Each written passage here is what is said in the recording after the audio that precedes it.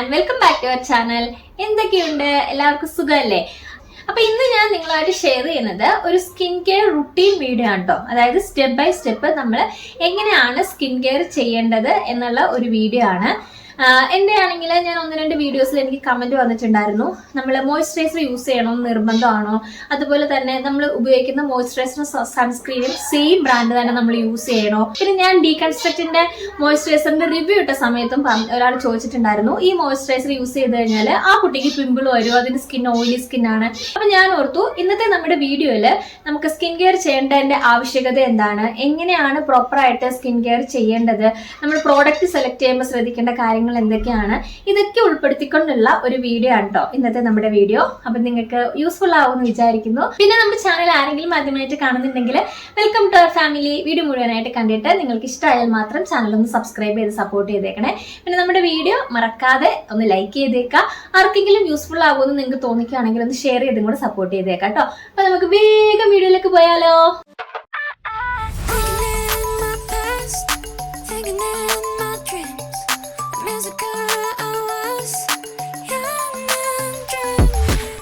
എന്തിനാണ് നമ്മൾ skin care ചെയ്യുന്നതെന്നൊന്ന് നോക്കിയാലോ. അപ്പൊ നമ്മൾ മെയിൻ ആയിട്ട് സ്കിൻ കെയർ ചെയ്യണമെന്ന് പറയുന്നത് നമ്മുടെ സ്കിന്ന് നല്ല ഹെൽത്തി ആയിട്ടിരിക്കാനും നാച്ചുറൽ ആയിട്ടുള്ള ഒരു ഗ്ലോ തോന്നിക്കാനും ഒക്കെ വേണ്ടിയിട്ടാണ് കേട്ടോ നമ്മൾ സ്കിൻ കെയർ ചെയ്യുന്നത്.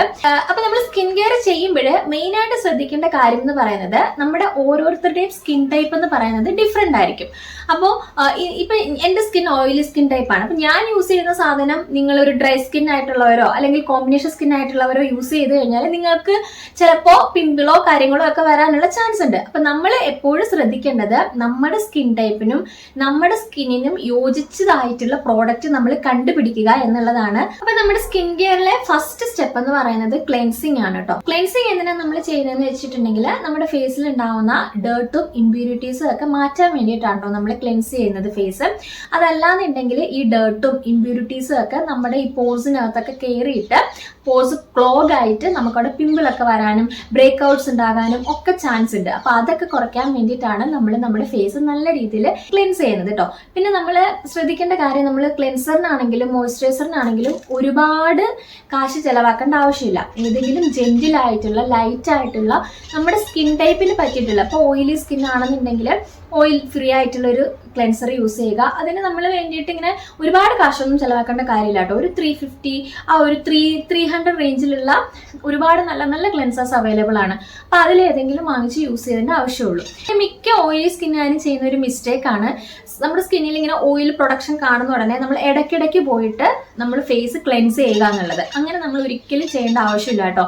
അങ്ങനെ ചെയ്തു കഴിഞ്ഞാൽ നമുക്ക് നാച്ചുറൽ ആയിട്ടുള്ള നമ്മുടെ സ്കിന്നിൽ ഉൽപ്പാദിപ്പിക്കുന്ന ആ ഒരു ഓയിൽ പ്രൊഡക്ഷൻ ഉണ്ടല്ലോ, അതുപോലും ഇല്ലാണ്ടാവും. പിന്നെ നമ്മുടെ സ്കിന്ന് ഭയങ്കരമായിട്ട് ഡ്രൈ ആകാനും സ്കിന്ന് ഭയങ്കര സെൻസിറ്റീവ് ആകാനും ഒക്കെ ഉള്ളത് കാരണം ഓയിലി സ്കിന്നുകാരാണെന്നുണ്ടെങ്കിൽ നിങ്ങൾ മെയിൻലി മോർണിംഗും നൈറ്റും, അത് ഏത് സ്കിൻ ടൈപ്പുകാരാണെന്നുണ്ടെങ്കിലും കേട്ടോ, മോർണിംഗും നൈറ്റും മാത്രം നമ്മൾ ക്ലെൻസർ യൂസ് ചെയ്തിട്ട് ഫേസ് ക്ലെൻസ് ചെയ്യേണ്ട ആവശ്യമുള്ളൂ. അതല്ലാതെ ഒരു ദിവസം ഒരു 2-3 തവണ ഒന്നും ക്ലെൻസർ യൂസ് ചെയ്യേണ്ട ആവശ്യമില്ല കേട്ടോ. അപ്പം ഇനി ഇടയ്ക്ക് നിങ്ങൾക്ക് ഫേസ് ഓയിലി ആവുന്നെന്ന് തോന്നിക്കുമ്പം വാഷ് ചെയ്യണമെന്നുണ്ടെങ്കിൽ ജസ്റ്റ് നോർമൽ നമ്മുടെ പച്ചവെള്ളത്തിൽ ഫേസ് വാഷ് ചെയ്താൽ മതി കേട്ടോ. ഒരുപാട് തവണ നമ്മൾ ഫേസ് വാഷ് ചെയ്യുന്നത് കൊണ്ട് നമ്മുടെ സ്കിന്ന് നല്ലതാകും അങ്ങനെ അല്ല. ഓക്കെ, അപ്പൊ ഫേസ് വാഷ് ചെയ്യേണ്ട കറക്റ്റ് രീതി എന്താണെന്ന് ഞാനിവിടെ സൈഡിൽ കാണിക്കാം. ഞാനിപ്പോ ഇവിടെ സെറ്റാഫിലിന്റെ ഫേസ് വാഷ് ആണ് കേട്ടോ യൂസ് ചെയ്യുന്നത്.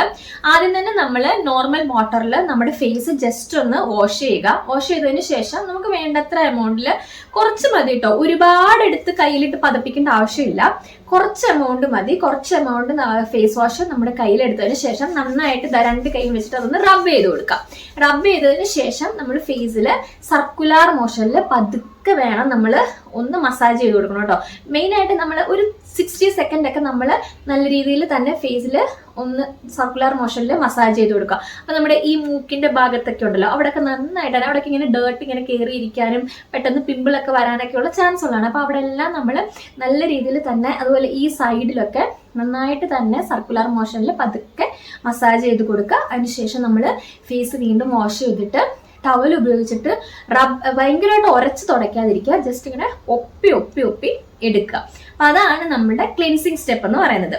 അപ്പൊ ഇനി സെക്കൻഡ് സ്റ്റെപ്പ് എന്ന് പറയുന്നത് ടോണർ ആണ്. ടോണർ നമ്മൾ എന്തിനാ യൂസ് ചെയ്യുന്നതെന്ന് വെച്ചിട്ടുണ്ടെങ്കിൽ നമ്മുടെ ഫേസിൽ pH ബാലൻസ് ചെയ്യാൻ വേണ്ടിയിട്ടാണ് നമ്മൾ മെയിൻ ആയിട്ട് ടോണർ യൂസ് ചെയ്യുന്നത്. പിന്നെ അതേപോലെ തന്നെ നമ്മൾ ടോണർ കഴിഞ്ഞിട്ട് അടുത്തടുത്ത സ്റ്റെപ്പിലോട്ട് പോകുമ്പോൾ ആ പ്രോഡക്റ്റ് ഒക്കെ നല്ല രീതിയിൽ തന്നെ നമ്മുടെ സ്കിന്നിലോട്ട് അബ്സോർബ് ചെയ്യാനായിട്ട് ടോണർ ഹെൽപ്പ് ചെയ്യും കേട്ടോ. അപ്പൊ ഈ സെക്കൻഡ് സ്റ്റെപ്പ് എന്ന് പറയുന്നത് മസ്റ്റ് ആയിട്ട് ചെയ്യണമെന്ന് നിർബന്ധമില്ലാത്തൊരു സ്റ്റെപ്പാണ്. നിങ്ങൾക്ക് വേണമെന്നുണ്ടെങ്കിൽ അത് സ്കിപ്പ് ചെയ്യാം കേട്ടോ. എന്റെ കേസിൽ ഞാൻ ഡെയിലി അങ്ങനെ ഫേസ് ടോണർ ചെയ്യാറില്ല. എനിക്കങ്ങനെ വേണമെന്ന് ചിലപ്പോൾ തോന്നിക്കുകയാണെങ്കിൽ മാത്രമേ ഞാൻ ഫേസ് ഒന്ന് ടോണർ ചെയ്ത് കൊടുക്കാറുള്ളൂ കേട്ടോ. അതല്ലെങ്കിൽ ഞാൻ ടോണർ സ്കിപ്പ് ചെയ്യാറുണ്ട്. പിന്നെ നിങ്ങൾക്ക് ഇപ്പം ഫേസ് വാഷ് ചെയ്ത് കഴിഞ്ഞിട്ട് നിങ്ങളുടെ ഫേസ് ഭയങ്കരമായിട്ടങ്ങ് ഡ്രൈ ആയിട്ടോ അല്ലെങ്കിൽ ഭയങ്കര ടൈറ്റ് ആയിട്ടോ ഒക്കെ ഫീൽ ചെയ്യുകയാണെന്നുണ്ടെങ്കിൽ നിങ്ങൾക്ക് വേണമെന്നുണ്ടെങ്കിൽ ഒരു ടോണർ യൂസ് ചെയ്യാവുന്നതാണ് കേട്ടോ. ഞാനിവിടെ ലവ് എർത്തിന്റെ ഒരു റോസ് വാട്ടർ ആണ് യൂസ് ചെയ്തിട്ടുള്ളത്. അത് നിങ്ങൾക്ക് ഇഷ്ടമുള്ള ടോണർ നിങ്ങൾക്ക് യൂസ് ചെയ്യാം. കോമൺ ആയിട്ട് എല്ലാവർക്കും യൂസ് ചെയ്യാൻ പറ്റുന്ന ഒരു ടോണർ എന്ന് പറയുന്നത് ഈ റോസ് വാട്ടർ ആണ്. ഇനി അതല്ല നിങ്ങൾക്ക് നിങ്ങളുടെ സ്കിൻ ടൈപ്പിനനുസരിച്ചിട്ടുള്ള ടോണർ വേണമെന്നുണ്ടെങ്കിൽ അത് വേണമെങ്കിലും യൂസ് ചെയ്യാവുന്നതാണ് കേട്ടോ. പിന്നെ മൂന്നാമത്തെ സ്റ്റെപ്പ് എന്ന് പറയുന്നത് നമ്മൾ ഒരു സെറം യൂസ് ചെയ്യുക എന്നുള്ളതാണ്.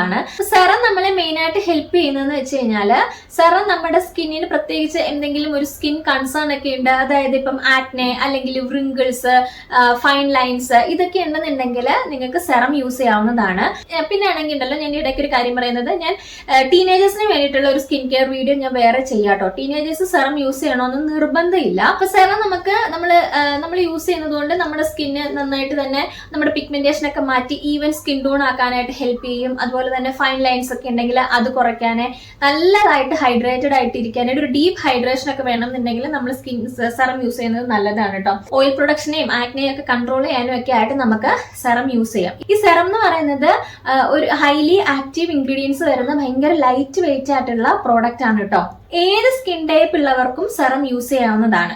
പക്ഷെ ഈ പറഞ്ഞതുപോലെ നമ്മൾ ശ്രദ്ധിക്കേണ്ട കാര്യം റൈറ്റ് ആയിട്ടുള്ള സെറം തെരഞ്ഞെടുക്കുക എന്നുള്ളതാണ്. ഇപ്പൊ ആക്നെയുള്ള ഒരാള് അതിന് വേണ്ടിയിട്ടുള്ള ഇൻഗ്രീഡിയൻസ് ഉള്ള സെറം തെരഞ്ഞെടുക്കാനായിട്ട് ശ്രദ്ധിക്കുക. ഇനിയിപ്പോ നമ്മൾ ഏജിങ്ങിന് വേണ്ടിയിട്ടാണ്, ഫൈൻ ലൈൻസ് ഒക്കെ ഉണ്ടെന്നുണ്ടെങ്കിൽ അതിന് വേണ്ടിയിട്ടുള്ള ഇൻഗ്രീഡിയൻസ് സെലക്ട് ചെയ്യാനായിട്ട് ശ്രദ്ധിക്കുക. അങ്ങനെ നമ്മൾ പ്രോപ്പറായിട്ട് സെലക്ട് ചെയ്ത് ഉപയോഗിച്ചെങ്കിൽ മാത്രമേ അതിന്റെ പ്രോപ്പർ ബെനിഫിറ്റ് നമുക്ക് കിട്ടത്തുള്ളൂ. പിന്നെ നമ്മൾ സെറം ഉപയോഗിക്കുമ്പോൾ ശ്രദ്ധിക്കേണ്ട കാര്യങ്ങൾ അത് ഞാൻ ഓൾറെഡി ഞാനൊരു ഷോർട്സ് ആയിട്ട് ചെയ്തിട്ടുണ്ടായിരുന്നു. ഇതൊരു ടിപ്പിലായിട്ട് വേണം നമ്മൾ സെറം എടുക്കാനായിട്ട്. സെറം നമ്മൾ ഒരുപാട് എടുക്കേണ്ട ആവശ്യമില്ല കേട്ടോ. 2-3 ഡ്രോപ്പിന്റെ ആവശ്യം മാത്രമേ ഉള്ളൂ. ഈ ഫിംഗർ ടിപ്പിന്റെ ഈ എൻഡ് വെച്ചിട്ട് നമ്മൾ ഇങ്ങനെ ജസ്റ്റ് ഒന്ന് പ്രസ് ചെയ്ത് കൊടുക്കുമ്പോൾ ഇതിനകത്തിലെ ഇൻഗ്രീഡിയന്റ് ആക്റ്റീവ് ആകും. ആക്റ്റീവ് ആയിട്ട് നമ്മൾ ഫേസിൽ ഇങ്ങനെ പ്രസ് ചെയ്ത് വേണം സെറം അപ്ലൈ ചെയ്യാനായിട്ട്. അതായത് ജസ്റ്റ് പാറ്റ് ചെയ്ത് കൊടുക്കുക. അതല്ലാതെ നമ്മൾ ഫേസിൽ റബ്ബ് ചെയ്യാതിരിക്കുക. പിന്നെ നമ്മൾ ഡ്രൈ ആയിട്ടുള്ള ഫേസിൽ സെറം യൂസ് ചെയ്യാതിരിക്കുക. ഒരു ഡാമ്പ് ആയിട്ടുള്ള ഫേസിൽ വേണം നമ്മൾ സെറം യൂസ് ചെയ്യാനായിട്ട്. നമ്മൾ ടോണർ യൂസ് ചെയ്തതിന് ശേഷമാണല്ലോ സെറം നമ്മൾ അപ്ലൈ ചെയ്യുന്നത്.